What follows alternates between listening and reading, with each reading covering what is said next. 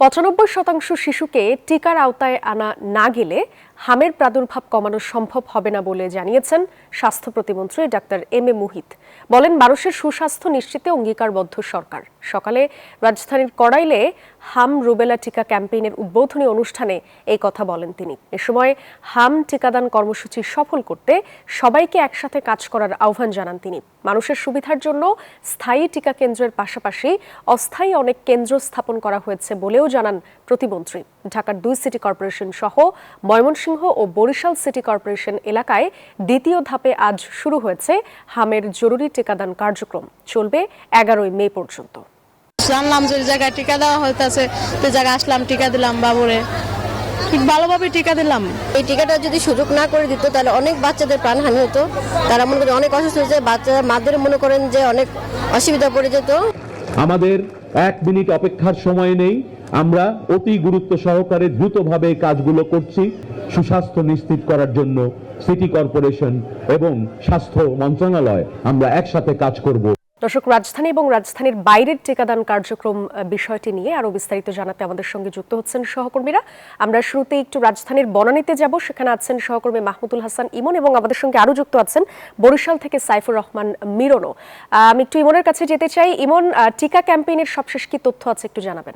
আমি রাজধানীর কড়াইলে রয়েছি। কড়াইলে সকাল থেকে আসলে যারা স্থানীয়রা আছেন তাদের শিশু বাচ্চাদেরকে নিয়ে এখানে টিকা দিতে এসেছেন এবং আপনি আমার পিছনে দেখতে পারবেন যে এখানে আসলে একটা লম্বা সিরিয়ালের দেখা মিলবে। এখানে সবাই তাদের শিশু বাচ্চাকে নিয়ে এসেছেন যখন তারা আসলে জানতে পেরেছেন যে আসলে হামের মতো একটা রোগ দেশে এইভাবে বিস্তার হচ্ছে বা শিশুদের প্রাণহানি হচ্ছে। তখন তারা আমাদেরকে যেটা বলেছেন, তারা সংবাদের মাধ্যমে হোক, ফেসবুকের মাধ্যমে হোক, নানাভাবে তারা আসলে জানতে পেরেছেন যে হামের মতো যে একটা বিষয় যেটি আসলে শিশুদের মধ্যে খুব দ্রুত গতিতে ছড়িয়ে পড়ছে।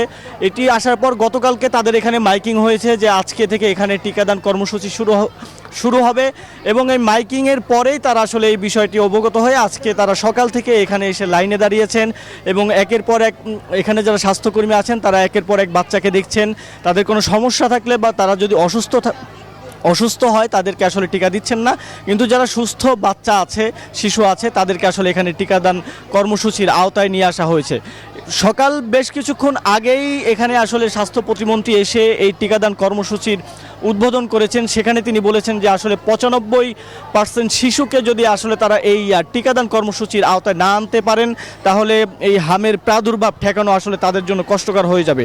এই লক্ষ্যেই তারা আসলে এই টিকাদান কর্মসূচিতে মনোনিবেশ করেছেন এবং তাদের নেতাকর্মী যারা আছেন তাদেরকেও তারা বলেছেন যে এই টিকাদান কর্মসূচি দেশব্যাপী যাতে ছড়িয়ে পড়ে সে বিষয়ে চেষ্টা করার। একই তথ্য জানাতে বরিশাল থেকে আমাদের সাথে যুক্ত হচ্ছেন আরেক সহকর্মী মিরন, আপনার কাছ থেকে জানতে চাইবো যে বরিশালে টিকাদান কর্মসূচির কি অবস্থা?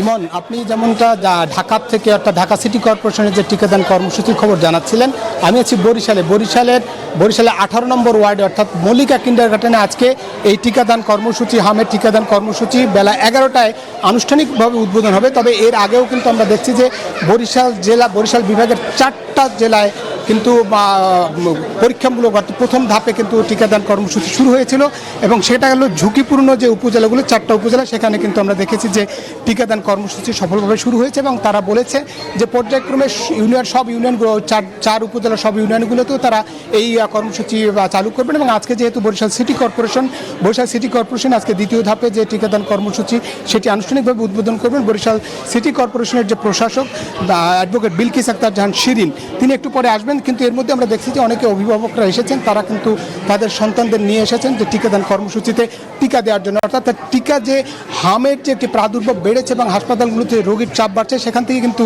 অভিভাবকরা শঙ্কিত হয়ে পড়ছে এবং শঙ্কা থেকে এবং ওই ভয় দূর করবার জন্যই মূলত এই টিকাদান কর্মসূচি এবং দ্রুত সবাই টিকা নেবে এমনটাই বলছেন সিটি কর্পোরেশন। যেমনটা বলছে যে আজকে এই 18 নম্বর ওয়ার্ডে বা এই কর্মসূচি চললেও পর্যায়ক্রমে কিন্তু 30টি ওয়ার্ডে তারা কিন্তু এই কর্মসূচি চালাবেন এবং 11 মের মধ্যে একটি শিশুও এই হামের টিকার বাইরে থাকবে না, এমনটা বলছে সিটি কর্পোরেশন। এই ছিল বরিশাল থেকে আমার কাছে হাম রুবেলার যে টিকা দ্বিতীয় ধাপের যে সিটি কর্পোরেশনগুলিতে দেওয়া শুরু হয়েছে তার সবশেষ তথ্য। ফিরছি স্টুডিওতে।